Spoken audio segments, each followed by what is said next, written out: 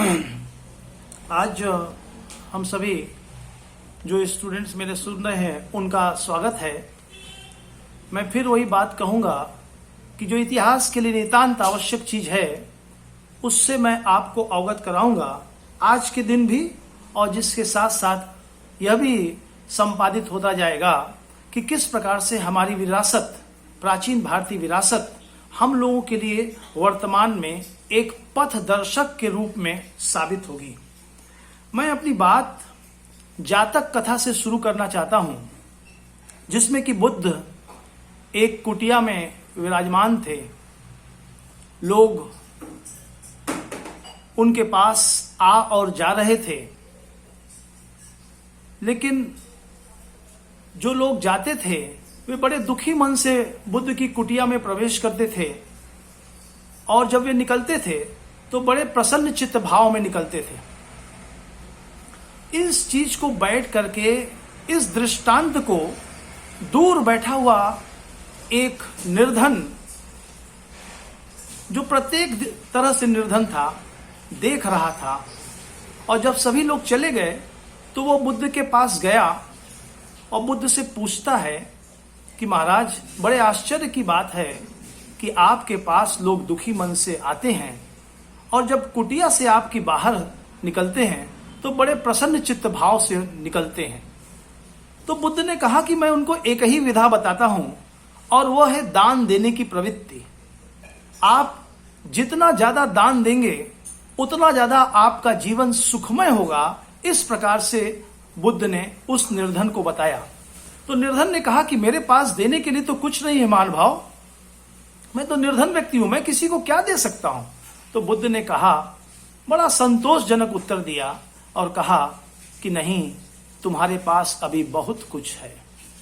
तुम दूसरों का दुख बांट सकते हो, तुम प्यासे व्यक्ति को पानी पिला सकते हो, तुम भटके हुए व्यक्ति को मार्ग प्रदान कर सकते हो।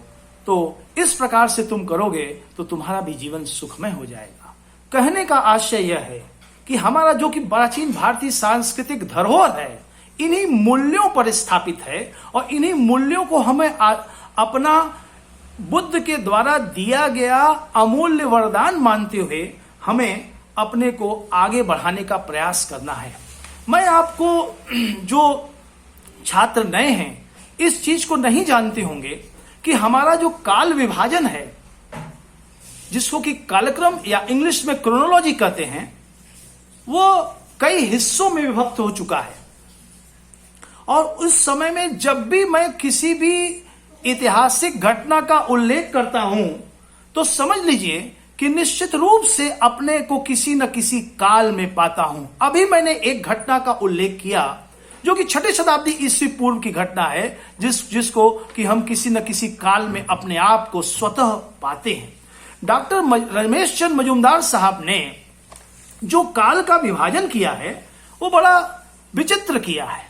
वो प्राचीन काल को 1000 ईस्वी तक मानते हैं और मध्यकाल को 1000 ईस्वी से लेकर के 1818 ईस्वी तक मानते हैं, और आधुनिक काल को 1818 से लेकर के अब तक मानते हैं। इसके अलावा इसी तर्ज पर कई लोगों ने इतिहास का विभाजन किया है। कार्ल मार्क्स भी इतिहास का विभाजन करता है। एशियाई इतिहास कहता है, प्राचीन यूरोप का इतिहास, सामंतशाही इतिहास, और चौथा बताता है पूंजीवादी इतिहास। लेकिन स्पेंगलर इतिहास को सिर्फ 2 भागों में व्यक्त करके संतुष्ट हो जाता है, और वह है प्रकृति विषयक इतिहास और इतिहास विषयक इतिहास। तो मेरा कहने का मतलब यह है कि इतिहास को विभाजन किया गया हमको पढ़ने और पढ़ाने की सुविधा की दृष्टि से।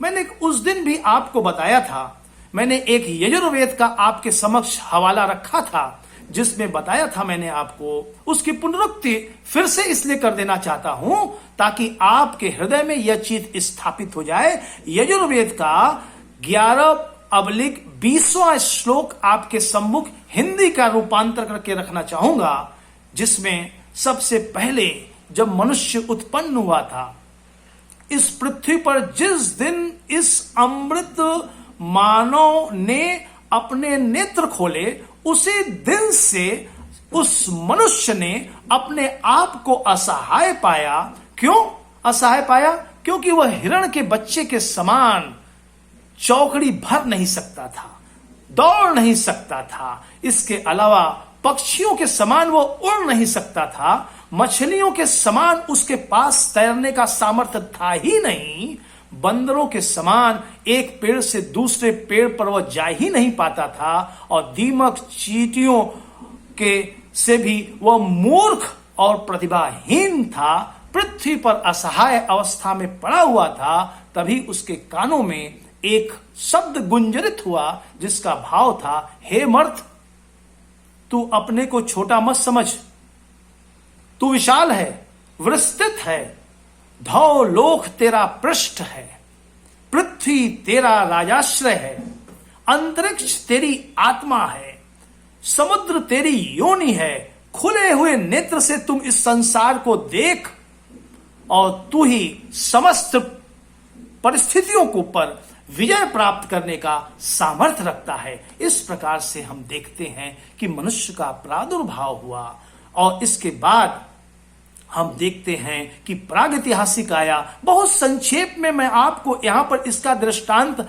इसलिए आवश्यक करना चाहता हूं कि बिना इतिहास की सहायता से, बिना इतिहास के कालक्रम से, बिना इतिहास की मेथोडोलॉजी से, बिना इतिहास की विभिन्न प्रकार की पद्धतियों से आप विरासत को नहीं समझ सकते हैं। इसलिए विभिन्न कालक्रमों का एक वातावरण, एक परिदृश्य आपके समक्ष खींचना मेरा दायित्व भी होता है और मेरा कर्तव्य भी होता है। और सबसे पहले जो प्रो हिस्ट्री जिसको आप कहते हैं, प्रागैतिहासिक काल आप कहते हैं, उसमें आदम पाषाण काल आया। बहुत डिटेल में मैं नहीं जाऊंगा, आप उसके शब्द के भावांकन से आप समझ जाएंगे कि किस प्रकार का काल आया। आदम पाषाण का प्रारंभिक पाषाण काल, पूर्व पाषाण काल, उसके बाद उत्तर पाषाण काल, फिर उसके बाद धातु काल, और फिर उसके बाद आता है ताम्र पाषाण काल।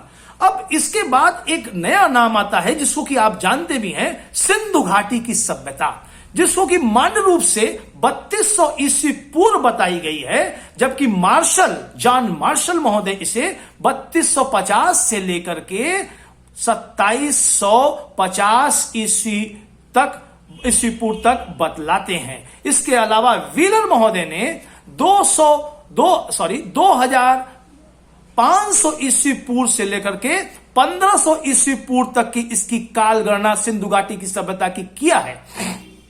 इसके अलावा उपेंद्र सिंह जो कि पूर्व प्रधानमंत्री की बेटी हैं, उन्होंने हड़प्पन सभ्यता को 2600 ईस्वी पूर्व से लेकर के 1900 ईस्वी पूर्व तक बतलाया है। इसके अलावा बुद्ध, उनकी किताब का नाम है a history of ancient Indian early medieval India में उन्होंने बताया है। इसके अलावा दो बड़े प्रसिद्ध विद्वान रहे हैं जिन्होंने इतिहास दर्शन पर व्यापक ग्रंथ लिखे हैं, डॉक्टर बुद्ध प्रकाश और डॉक्टर रंगनाथ राव ने इसी सिंधु घाटी की सभ्यता को आर्य सभ्यता से संपर्कित करने का प्रयास किया। संक्षेप में यह सब चीजें आपको जानना नितांत आवश्यक है, तभी आप इतिहास, हमारे प्राचीन भारत की विरासत को, धरोहर को, हेरिटेज को पूर्णतया समझ सकते हैं। इसके अलावा 4 वेद आते हैं। वेद लगभग जो लिखे गए आज से लगभग 4000 वर्ष से भी पहले की संरचना है, आप मोटे तौर से इतना जान लीजिए। और जिसमें पहला वेद आता है ऋग्वेद, जो आर्यों की भौगोलिक प्रवेश, संघर्ष, राज संस्थाओं, समाज इत्यादि का, सामाजिक व्यवस्था इत्यादि का वह उल्लेख करता है। इसके बाद ऋग्वेद के बाद आता है सामवेद। सामवेद में देवताओं की स्तुति की गई है, प्रार्थना की गई है, मंत्रों का उच्चारण किया गया है, स्वर है, गेय बना दिया गया है और इसमें मूल और मौलिक मंत्रों की जो संख्या है वह 75 बताई गई है। इसके बाद आता है यजुर्वेद। इसके भीतर आर्यों द्वारा किए गए विभिन्न प्रकार के यज्ञों का, कर्म कांडों का और अनुष्ठानों का उल्लेख मिलता है। मैं अति संक्षेप में आपको बता रहा हूं क्योंकि विस्तृत बताएंगे तो बहुत समय लग जाएगा। फिर इसके बाद आता है अथर्ववेद। बहुआयामी यह जानकारियां प्रदान करता है, जैसे कि समाज का, लोक संस्कृति का, अंधविश्वासों का, जादू टोना, मोहन मंत्र, मोहिनी मंत्र, प्रेतात्मा और जड़ी बूटी औषधियों का भी यह उल्लेख करता है। इसी प्रकार से जो प्रत्येक वेद होते हैं, जो चारों वेद हैं, उसके भी 4 अंग बताए गए हैं: ब्राह्मण, अरण्यक, उपनिषद और संहिता। हमारी भारतीय संस्कृति सर्वश्रेष्ठ है, सर्वाधिक पुरानी है। जब पूरा विश्व जंगलों में घूम रहा था, मैं अपने भारतवर्ष की धरोहर के बारे में ही परिचित कराना चाहता हूं, तब घूम रहा था अर्थात चरवाहा के रूप में था, तब हम वेद लिख चुके थे। और प्रोफेसर राजबली पांडे ने हमारे इतिहास का जो डिवाइजेशन किया है, मैं आपको इसलिए बताना चाहता हूं क्योंकि ईस्वी पूर्व और ईस्वी में इतिहास के विद्यार्थी और इतिहास के शिक्षक भी बहुत अधिक अंतर स्थापित करने में कष्ट का अनुभव करते हैं। इसलिए मैं आपको निश्चित रूप से ईस्वी और ईस्वी पूर्व में विरासत के छात्रों को, कुछ छात्रों को अवश्य जानकारी होगी, लेकिन मैं इसलिए अवगत कराना चाहता हूं ताकि वे अपनी जानकारी को और पुष्ट कर लें। मैं ये बताना चाहता हूं कि जो आर्यों का उदय बताया गया है, ये जो मैं आपको बता रहा हूं, इतिहास शास्त्र के प्रखंड विद्वान हैं जिनको कि मैं बहुत सम्मान प्रदान करता हूं, उनका नाम है प्रोफेसर राजबली पांडे। प्रोफेसर राजबली पांडे ने किताब लिखी थी प्राचीन भारत, जो कि नंद किशोर एंड सन्स वाराणसी द्वारा, जो कि ज्ञानवापी पर है वाराणसी में, वहां से प्रकाशित हुई थी। अब वो बंद भी हो चुका है प्रकाशक। आर्यों का उदय जो उसमें उन्होंने बतलाया है, राजबली पांडे के अनुसार, जो कुछ भी अब मैं बोलने जा रहा हूं उन्हीं के अनुसार मैं बोलने जा रहा हूं, 2500 ईस्वी पूर्व। मोटे तौर पर आप अपने जहां इसको संग्रहित कर लें, लिख लें अगर चाहे तो। आर्यों की सभ्यता और संस्कृति वैदिक काल 5000 ईस्वी पूर्व से लेकर के 3500 ईस्वी पूर्व तक। इसी समय यजुर्वेद, सामवेद, ऋग्वेद, अथर्ववेद इत्यादि का प्रादुर्भाव होना शुरू हो जाता है और उसके बाद वैदिक काल आता है। 3500 ईस्वी पूर्व से लेकर के 2500 ईस्वी पूर्व तक इसको माना गया है। और उसके बाद सूत्र काल आता है जो कि 2500 ईस्वी पूर्व से लेकर के 1500 ईस्वी पूर्व तक है। सूत्र काल का संक्षेप में मैं बता दूं, ऐसा काल था जब हमारे मनीषियों ने स्मृति, पुराण इत्यादि के संकलनकर्ता के रूप में उन्होंने एक नवीन कृतियों को जन्म देना आरंभ कर दिया था कि जो व्यक्ति बहुत अधिक श्लोकों को नहीं पढ़ सकते हैं, उन्हें सूत्रवत ज्ञान प्रदान किया जाए। सूत्र काल का ये मतलब ये होता था, सूत्र का मतलब ही होता है जो कम में अधिक की व्याख्या करे। तो इस काल हमारे भारतीय संस्कृति की यह काल भी रहा है। हम लोग को सभी विदेशी संस्कृति को बताने की आवश्यकता है। इसके बाद एक बड़ा मनोरंजक काल आया है, जो कि जिसका कि रचना काल और युद्ध काल में अंतर होता है, वो महाकाव्यों का काल आया है। तो महाकाव्यों का काल इन्होंने जो माना है वो 1500 ईस्वी पूर्व से लेकर के 1000 ईस्वी पूर्व तक के बीच में माना है। ध्यान दीजिएगा, रामायण और महाभारत का युद्ध काल अलग है और रचना काल अलग है। इसके अलावा जनपद का काल आता है, जनपदों का विकास होता है। इस संदर्भ में आप सुदामा मिश्र की किताब से परिचित हो सकते हैं। उन्होंने जनपदों के विकास पर कार्य किया था और उन्होंने काफी अच्छा कार्य किया था। जनपद का काल जो माना गया है 1000 ईस्वी पूर्व से लेकर के 600 ईस्वी पूर्व के बीच में बतलाया गया है। और एक तरह से कह सकते हैं कि हमारे इसी काल में सुधारणा युग आया, या धार्मिक सुधारणा का काल आया, या धार्मिक क्रांति का युग आया, जो कि 600 ईस्वी पूर्व से लेकर के 480 ईस्वी पूर्व तक माना जा सकता है। जो कि बुद्ध अब आ चुके हैं, बुद्ध का अवतरण हो चुका है, यह बुद्ध का काल आ चुका है। इसके बाद भारतवर्ष में आक्रमण में होता है ईरानी और यूनानी आक्रमण होता है 326 ईस्वी पूर्व और 327 ईस्वी पूर्व। ईसी धर्म ने 325 माना है और अन्य विद्वानों ने सिकंदर के आक्रमण की तिथि जो है 327 ईस्वी पूर्व मानी है। इसके बाद जो है मोटे मोटे तौर से मैं आपको इसलिए रेखांकित करता जा रहा हूं, ध्यान आपका बताना जा रहा हूं ताकि आपको स्मरण रहे, और चाहे तो आप एक जगह लिख भी सकते हैं। इसके बाद आता है अशोक का राज्यारोहण। अब स्पष्ट हो जाता है, अशोक का राज्यारोहण 227 ईस्वी पूर्व आता है। इसके बाद आता है पुष्यमित्र शुंग 185 ईस्वी पूर्व। मैं आपको यहां पर यह बताना चाहता हूं कि आप क्रमशः ऊपर से देख रहे हैं कि 5000 से लेकर ईस्वी पूर्व से लेकर के हम उल्टे क्रम में 185 ईस्वी पूर्व तक आ गए हैं। इसके बाद शकों का आक्रमण होता है जो कि 71 ईस्वी पूर्व होता है। चीनी शब्दकोश मा ट्वान लिन में इसका उल्लेख मिलता है। इस घटना के ठीक 14 वर्ष बाद, अगर 71 में से 14 आप घटा देंगे तो 57 आएगा। तो इस घटना के घटने के ठीक 14 वर्ष बाद अर्थात 57 ईस्वी पूर्व आएगा।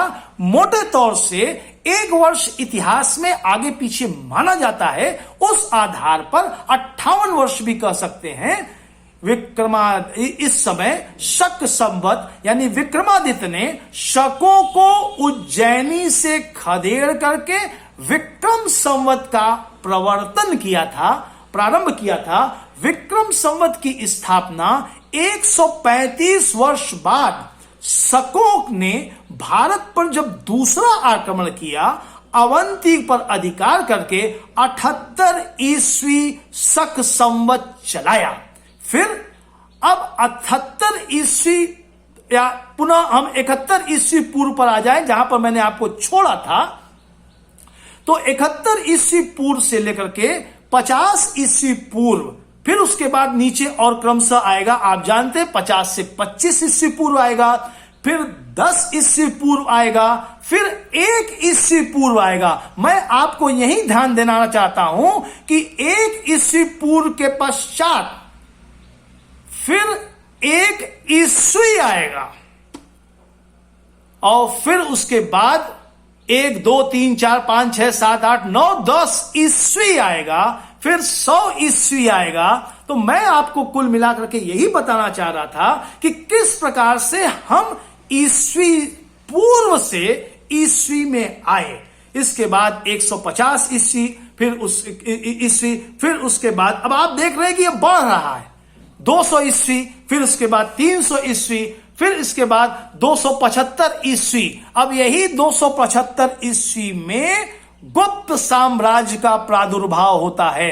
मैं इसलिए नाम ले रहा हूं ताकि आपके कई राजा, कई चीजें और बीच में आई हैं, लेकिन सभी का नाम लेंगे तो संभव नहीं हो पाएगा। मैं जल्दी से तीव्रगामी अवस्था में आपको बताना चाहता हूं कि श्रीगुप्त का जो शासनकाल था वो 275 ईस्वी था। उसके बाद घटोत्कच 300 ईस्वी, हम उसका पूरा शासनकाल नहीं ले रहे हैं, जैसे कि चंद्रगुप्त प्रथम 320 ईस्वी से लेकर 335 ईस्वी पूर्व ईस्वी, फिर समुद्रगुप्त 335 से 375 ईस्वी, फिर उसके बाद रामगुप्त जो कि अयोग्य शासक था, अल्पकालीन शासक था, थोड़े समय के लिए आया था, उसका समीकरण एक अलग प्रश्न बन जाता है। इसके बाद चंद्रगुप्त द्वितीय विक्रमादित्य 375 ईस्वी से लेकर के इससे 414 ईस्वी, फिर कुमार गुप्त आता है 414 में, फिर स्कंद गुप्त आता है 455 में, और फिर इसी के आसपास स्कंद गुप्त के जमाने में ही भारतवर्ष पर हुणों का आक्रमण होता है। और फिर 7वीं शताब्दी में हर्ष जैसा योग्य शासक आता है जिसको कि आप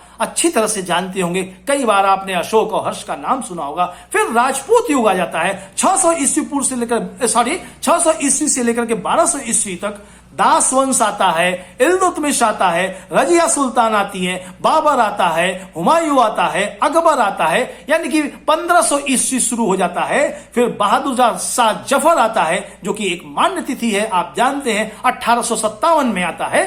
और फिर उसके बाद जो है भारत सरकार अधिनियम आता है, संभवतः 1919 में है, और फिर स्वतंत्रता आपको मिल जाती है।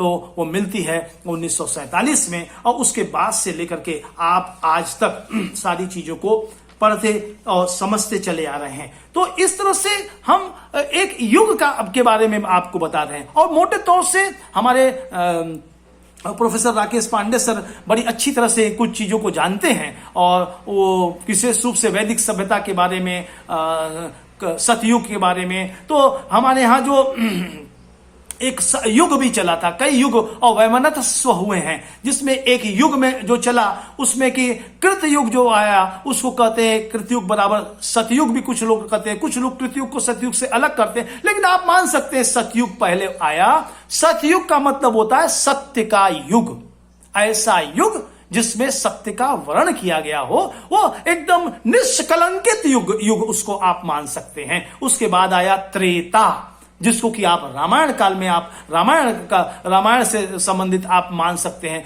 और इसके बाद आया द्वापर, जिसको कि आप महाभारत से मान सकते हैं, और इसके बाद आया कलयुग, अर्थात महाभारत काल या द्वापर का पराभव और कलयुग का आगमन। महाभारत युद्ध कलयुग के में ही आरंभ हुआ था। उसकी की एक किताब मैंने पढ़ी थी, कोई बहुत मजबूत पक्ष आपके सामने नहीं रख सकता हूं, लेकिन जो किताब मैंने पढ़ी थी, एक बड़े विद्वान की किताब पढ़ी थी, मोहनलाल गुप्त किताब मतलब कि लेखक हैं, और जो इसका की प्रथम संस्करण मैंने पढ़ा था, जिनकी किताब का नाम है महाभारत का काल निर्णय, जो कि विश्वविद्यालय प्रकाशन वाराणसी से प्रकाशित हुई थी 2003 में। उसमें उन्होंने इसका उल्लेख किया है 3102 ईस्वी पूर्व कलयुग आरंभ हुआ था, और वहां तक कि उन्होंने इसकी डेट तक बता दी है 18 फरवरी। बृहद संहिता एक बड़ा नाम है, आपको जानना भी चाहिए। बृहद संहिता में युधिष्ठिर की काल और वराह मिहिर के काल निर्धारण की तिथि बताई गई है। हेमचंद मजूमदार, आरसी मजूमदार साहब ने, कालिंकर दत्ता इत्यादि ने इनकी तिथि विभिन्न चरणों में बताई है। कलयुग की 3102 ईस्वी पूर्व, 2450 ईस्वी पूर्व और 1414 ईस्वी पूर्व बताया गया है। अर्थात परीक्षित से लेकर के महापद्म नंद तक इनका काल निर्धारित करने का प्रयास किया गया है। तो इस तरह से हम ये मान सकते हैं कि इसके बाद महाभारत काल को 1414 ईस्वी पूर्व बताया गया है, जो कि एक बहुत बड़े विद्वान है पीवी काणे साहब, उन्होंने 1900 ईस्वी पूर्व तिथि दी। धर्मशास्त्रों के इतिहास भाग 3 में उन्होंने, फिर से मैं बता दूं, 1900 ईस्वी पूर्व महाभारत काल को उन्होंने बताने का प्रयास किया है, और उसी के आधार पर इन्होंने एक मूल्यांकन किया है कि 1954 ईस्वी पूर्व से लेकर के 1900